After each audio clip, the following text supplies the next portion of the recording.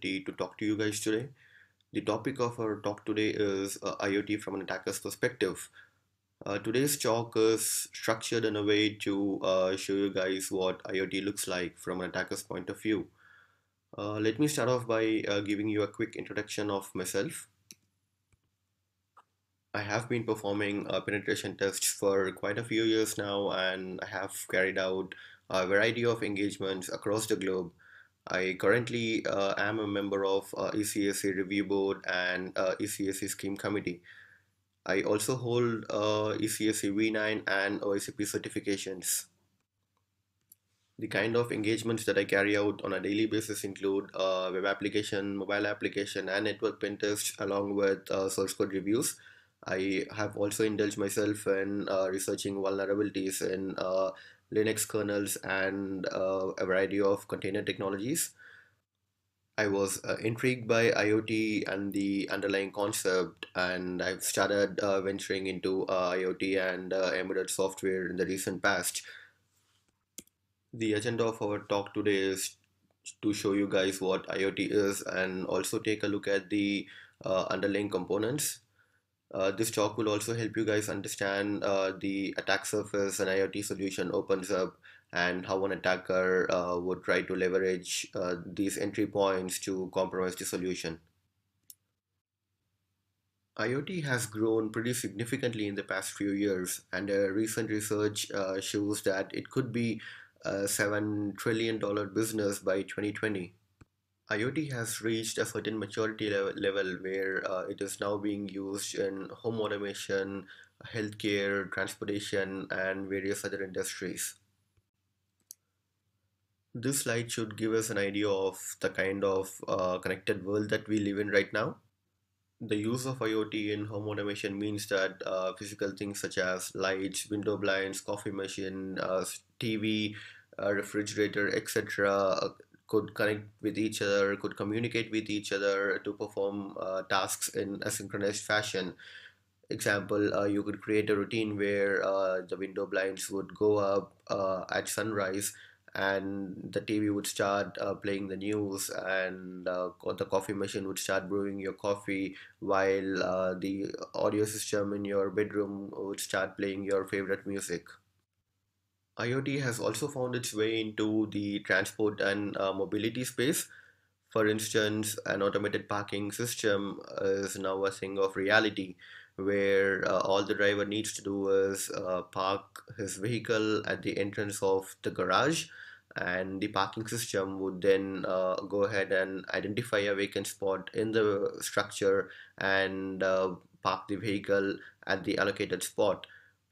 Considering the breakthroughs we are achieving in self-driving cars, there could be a day in the near future where your car could pick you up from your home, drop you off at work, and park itself in the office building's parking structure, and later at the end of the day, take you back home all by itself without a chauffeur.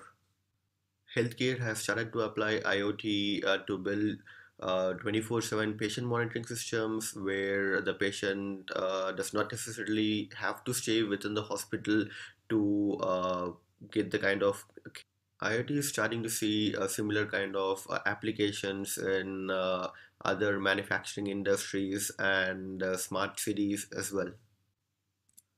So, what is IoT? IoT, as defined in Wikipedia, is a network of physical devices. So, these physical devices could range from home appliances such as lights, coffee machines, TVs, to vehicles, sensors such as proximity sensors, visual sensors, and actuators. So, these devices carry a potential to connect with each other and exchange data and work in tandem. In a nutshell, IoT brings a level of smartness to these physical devices, which would help you to automate mundane tasks like raising your window blinds, uh, turning on your coffee machine, driving your car to commute, hence giving you additional time and energy to invest in a more productive task.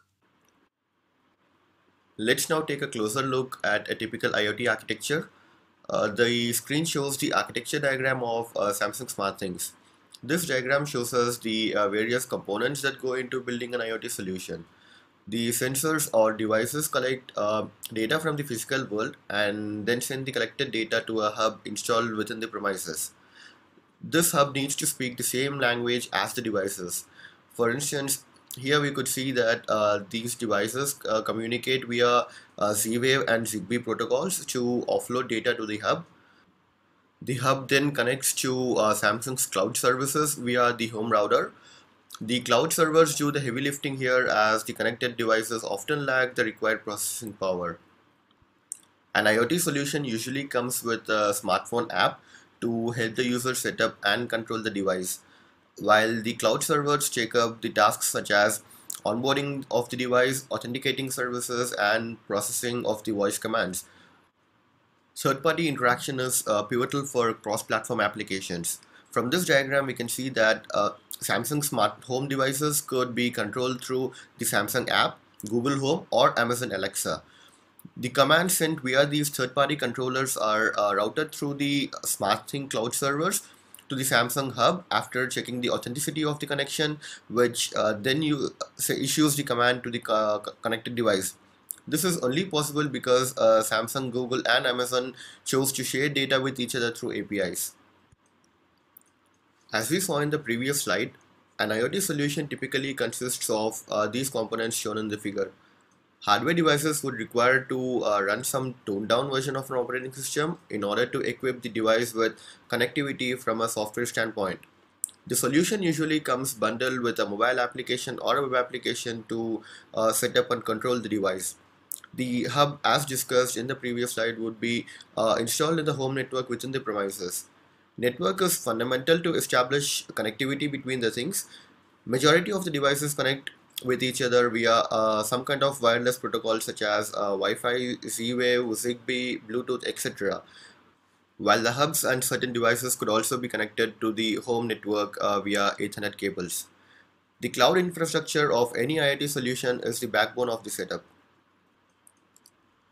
Moving on to the security aspect of IoT, confidentiality, integrity, and availability are considered to be the three most crucial components of IoT security.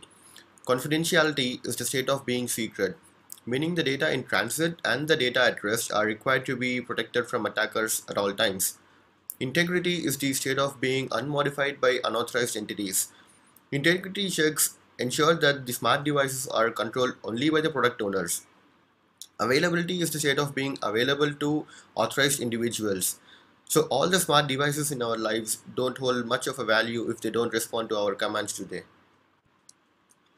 IoT typically includes three attack vectors: physical, local network, and remote. Physical attacks require the attacker to have physical access to the device in order to carry out these attacks. Such attacks include leveraging the debug ports on the device to gain root shell of the device. Local attacks are carried out by the attacker from the local area network to which the smart devices are connected. Such attacks involve the attacker sniffing the packets sent back and forth from the connected devices to perform replay attacks and man in the middle kind of an attack. Remote attacks are the holy grail of attacks, where the attacker is able to control the smart devices from a remote location which could be halfway across the globe. IoT opens up a huge attack surface which an attacker could leverage to eavesdrop and monitor victims, control their security devices such as cameras and smart locks and etc. The compromised network could also be used to carry out illegal cyber activities. Introduction of IoT in smart homes mean we have a significantly higher amount of home devices being connected to the internet. This may include refrigerators, coffee machines, washers, dryers, and automobiles, which could never have been an entry point for an attacker.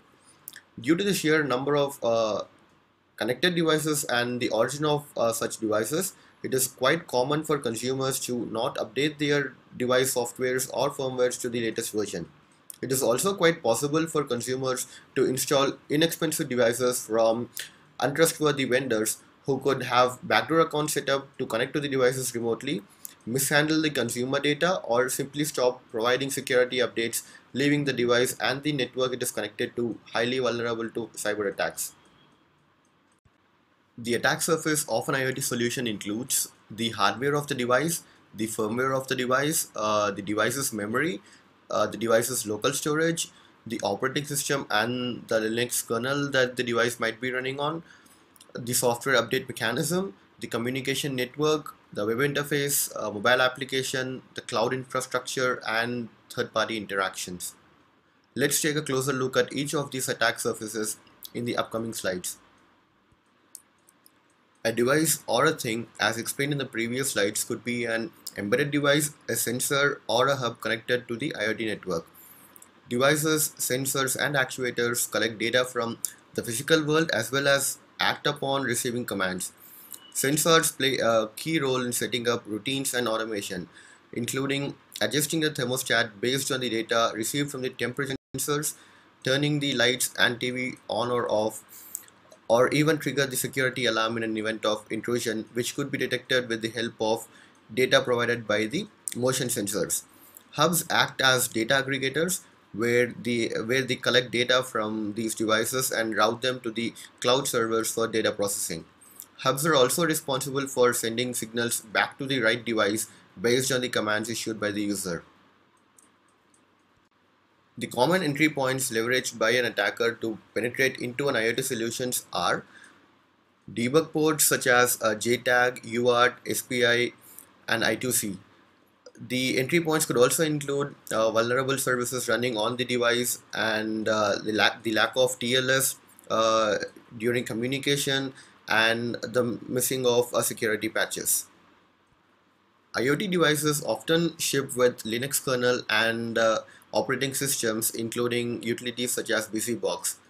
While these are quite useful for developing and playing around with the hardware, they should not be made available on production systems where the shell access is seldom required.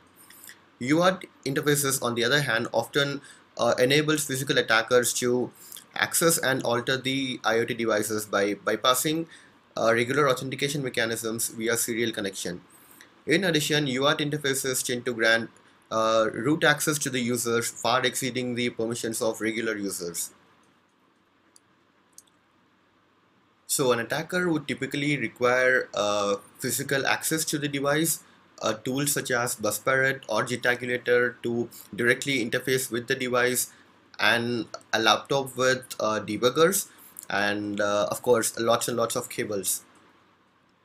However, in a scenario where you are not able to identify UART or JTAG pins, then you might have to go ahead and solder the pins yourself onto the board, but let's not get into that right now.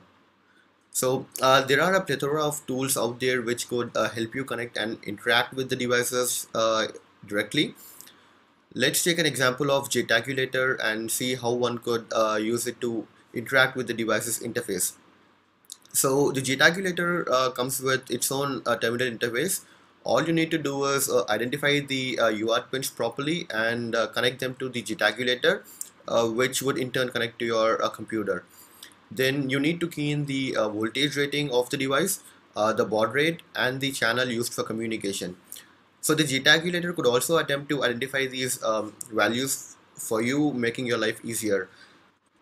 Once everything is set up, all you need to do is enter the pass-through mode from the JTagulator, and now you could directly communicate with the device. At this point, some devices may provide you with the root shell, while you need to wiggle your way into the root shell for other devices. This attack could also be performed using multiple other devices and not necessarily have to be performed using the JTagulator. Let's dive into what an attacker usually looks for in a device's hardware. The attacker's primary focus here would be to gain root access to the device. Some devices directly boot into a root shell without prompting for a password while you drop into a UART shell. Certain devices could let you reset the root password if you are logging into the device's interface for the first time, while the others could have default or blank root passwords. Root passwords could also be stored in the device's local storage or the firmware, which the attacker could then use to get into the root shell. A couple of years back, a research team disclosed a vulnerability in a smart lighting solution. The device shipped with an open U-boot installation, meaning that with the UART adapter hooked up, the attacker could have access to modify the default boot parameters. This opened up the device to an attack technique called kernel init hijacking. So this technique involves modifying the init boot argument, which when passed to the kernel specifies which script will handle the boot up process after the kernel is loaded. By modifying this parameter, the attacker could control the kernel to drop into a shell over UART. This allows the attacker temporary root access to the file system. So this device also started SSH servers upon device boot up. So the attacker could use this root shell access to crack the root password. This root password could then be used to connect to the device via SSH and gain root shell access.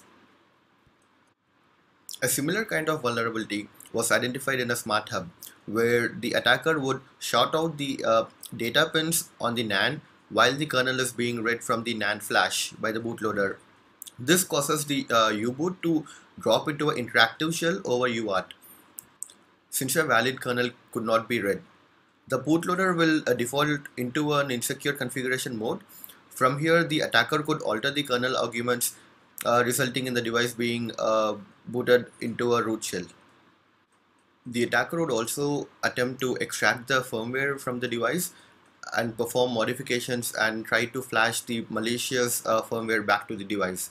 The attacker would also be on the lookout for misconfigured or vulnerable services, as we discussed in the previous scenario. Firmware is a great way to gain information about the operating system, the file system, and the services running on the device, along with the version numbers. Firmware could be obtained by the attacker in a number of ways. So the attacker could just dump the firmware from the device itself by connecting to it via a serial connection. The firmware could also be downloaded from the update repositories. Another non-traditional way to get your hands on the firmware is to sniff out or capture the firmware while it is being sent to the device via over-the-air updates. Here are some tools that an attacker would require to analyze the firmware. Strings is a simple tool which an attacker could use to get a list of readable strings from the firmware bin file. The string dump may contain the password of the device's user account. Binwalk is another interesting tool which could be used to extract the file system from the firmware.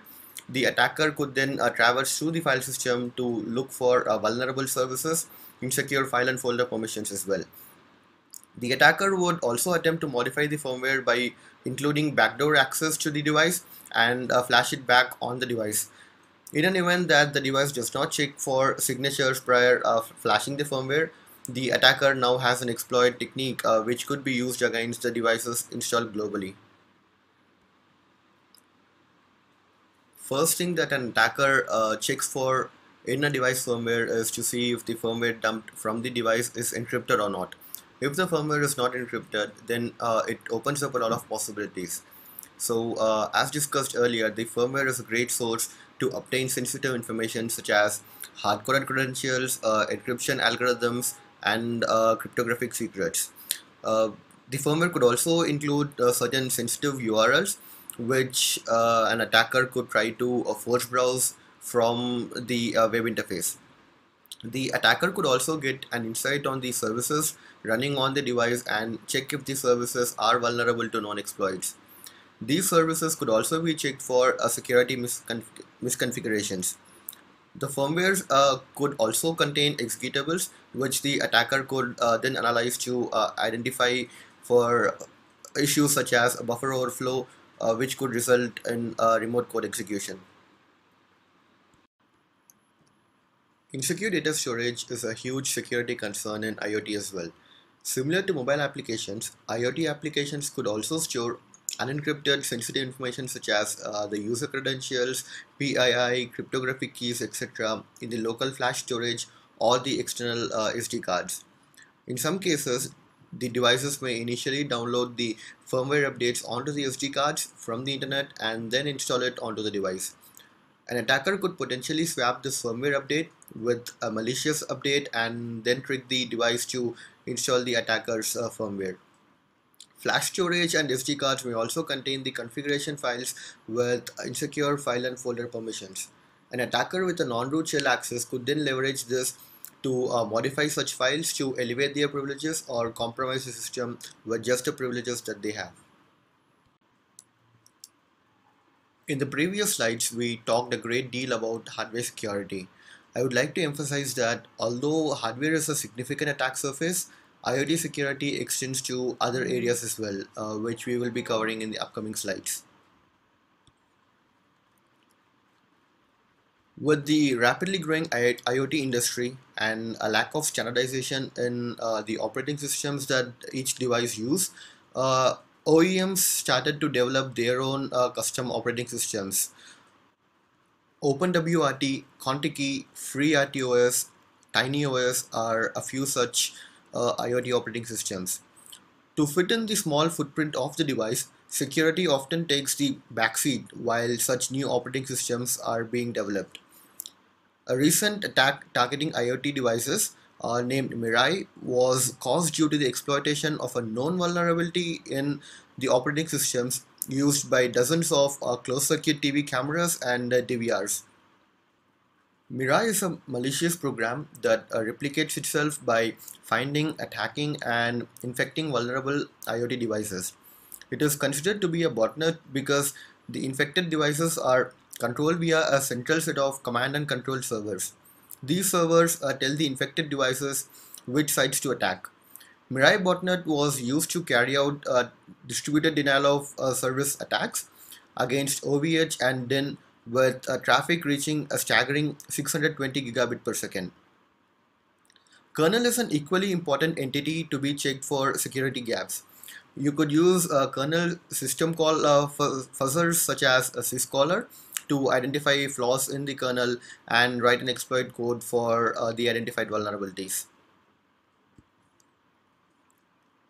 Software update mechanism is an interesting area to focus while evaluating the security of an IoT solution.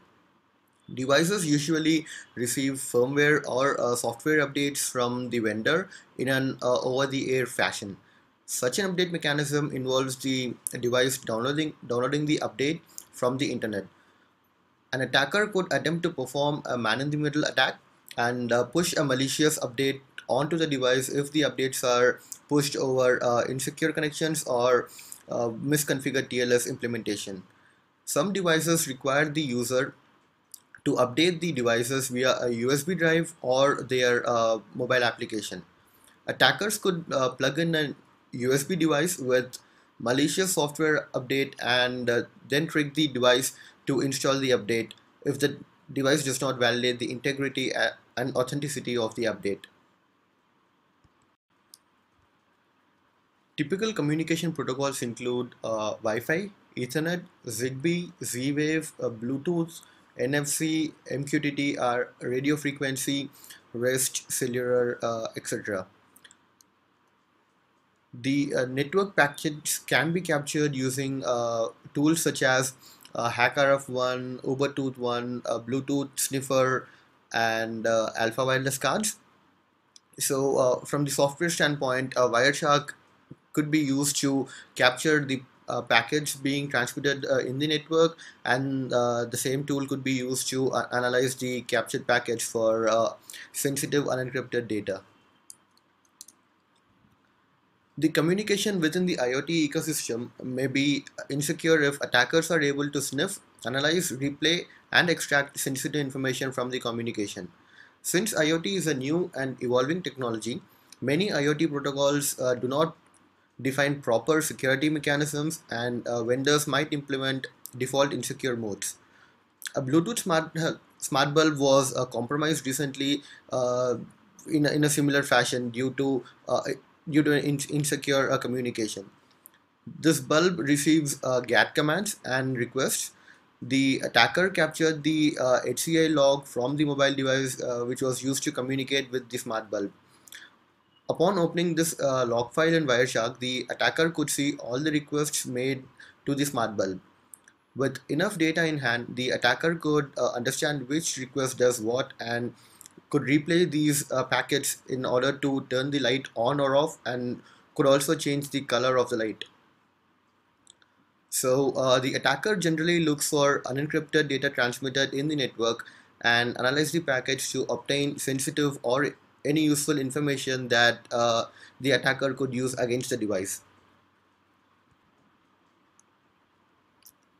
Web and mobile interface play a key role in controlling the IoT devices and hence are needed to be free from vulnerabilities. Web and mobile applications have been out there for quite a few years now and are in a relatively mature state. These applications tend to get the kind of attention they need to get from a security standpoint. However, this may not be the case when it comes to the web or mobile interface of an IoT solution. Due to the maturity of web and mobile technologies, we already have an extensive list of common vulnerabilities which affect such systems. Plugging these security gaps would significantly improve the security of an IoT solution as a whole. So an attacker usually looks for uh, any default credentials and also looks for parameters which might be vulnerable for injection attacks and cross-site scripting attacks. The attacker would also look for authentication pages where he could go ahead and perform brute force attacks to brute force his way through the account. In the past, a baby monitoring system was affected by a insecure direct object reference vulnerability by which any authenticated user via their cloud service could view the camera details for any other user, including the video recording details. Another attack was carried out by exploiting cross-site scripting vulnerability. So, a web service used on the backend of a smart device, cloud service to create remote streaming sessions was vulnerable to reflected and stored cross-site scripting. Subsequently, session hijacking was possible due to the lack of HTTP only flag. So, an attacker could hijack a victim session and eavesdrop on their streaming sessions. SQL injections have been prevalent in the web application space for a long time now. Smart Hub was running a PHP application on the device, which was found to be vulnerable to SQL injection. Attackers could leverage this vulnerability to create a PHP shell and upload it. Later, use the web interface to execute commands via the uploaded PHP shell. The fun fact here is the shell obtained in this case had root privileges. Companies need to invest time to secure the cloud backend of their IoT solutions as well. The cloud infrastructure needs to go through security audits in regular intervals in order to ensure proper key management, installation of security updates, removal of unused user accounts, and ensuring proper configuration of cloud instances so that the client data is not available to unauthorized personnel. In case of a multi-tenant architecture, the product architects should ensure proper isolation of multi-tenant data. As discussed in our initial slides, third-party interaction has become quite common to support cross-platform applications. This means the opening up of your data stores to a third party. Such data shared mutually between two parties should be restricted in a need-to-know basis. Improper configuration of third-party integration might result in unintentional data leaks. Use of compromised third-party services might result in the compromise of confidentiality and integrity of customer data. Source code review is a great way to identify and fix security issues. A well-versed programmer with the right security knowledge could potentially identify a great deal of vulnerabilities just by looking at the source code. Due to the large lines of code that is required to drive IoT solutions, code analysis tools could be used to eliminate low-hanging issues. I would like to end today's talk by reiterating the fact that security is not a step but a process. New vulnerabilities are discovered every day and security updates are released to fix these issues. Customers should take the responsibility and go ahead and install these security updates as soon as they are released on all the connected devices that they may own and use. I would like to thank each of you for choosing to attend this talk and sticking with me till the end. I would like to open up the session for questions now. If you like to take any questions offline, feel free to contact me via LinkedIn or tweet to me. Thank you.